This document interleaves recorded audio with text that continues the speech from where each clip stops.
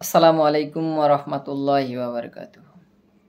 আবারও চলে এলাম আপনাদের মাঝে নতুন একটি গুরুত্বপূর্ণ ভিডিও নিয়ে। ভিডিওটি না টেনে সম্পূর্ণ দেখতে থাকুন এবং সঙ্গেই থাকুন। আমরা আমাদের দৈনন্দিন কাজে অনেক ব্যস্ততার মধ্যে সময় কাটাই।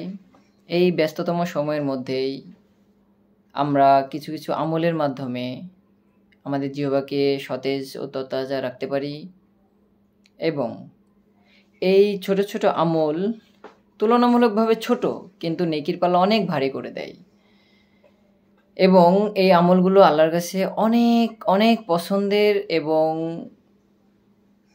সওয়াবের।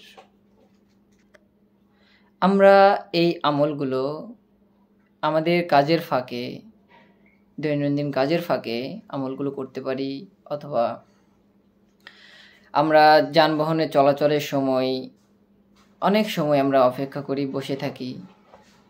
এই সময়গুলোতে আমরা এই আমলগুলো করতে পারি, অথবা আমরা আমাদের চিকিৎসার জন্য ডাক্তারের কাছে গিয়ে অনেক লম্বা সিরিয়াল থাকে, সেই সময় বসে থেকে আমরা এই আমলগুলো করতে পারি।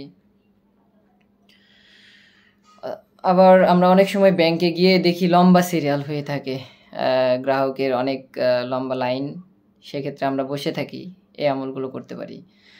আবার দেখা যায় যে আমরা কোথাও গিয়েছি, কারোর জন্য অপেক্ষা করছি, সেই অপেক্ষার ফাঁকেও আমরা কিন্তু এই আমলগুলো করতে পারি।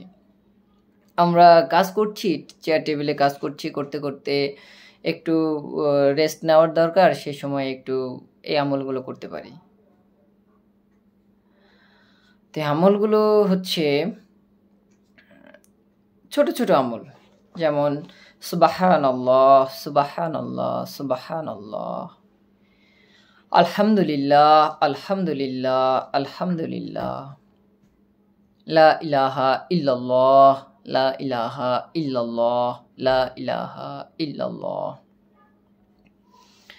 লা হাওলা ওয়ালা কুওয়াতা ইল্লা বিল্লাহিল আলিয়্যিল আযীম, লা হাওলা ওয়ালা কুওয়াতা ইল্লা বিল্লাহিল আলিয়্যিল আযীম, আল্লাহুম্মা আজিন্নি মিনান নার, আল্লাহুম্মা আজিন্নি মিনান নার, আল্লাহু আকবার আল্লাহু আকবার আল্লাহু আকবার। এই ছোট ছোট আমল আরও অনেক আছে, কিন্তু আমরা এই আমলগুলো যদি আমরা বারবার পড়ার চেষ্টা করি এবং কাজের ফাঁকে ফাঁকে যদি আমরা পড়ার চেষ্টা করি, তাহলে আমার জিহ্বার অনেক সুন্দর তরতাজা থাকবে। আর এই আমলগুলো আল্লাহর কাছে অনেক পছন্দের। আমরা এই আমলগুলো করব ইনশাআল্লাহ, এবং অন্যকে এই আমলগুলো করার জন্য উদ্বুদ্ধ করব। দেখা হবে নতুন কোনো ভিডিও নিয়ে। ভালো থাকবেন সবাই। আসসালামু আলাইকুম ওয়া রাহমাতুল্লাহি ওয়া বারাকাতুহু।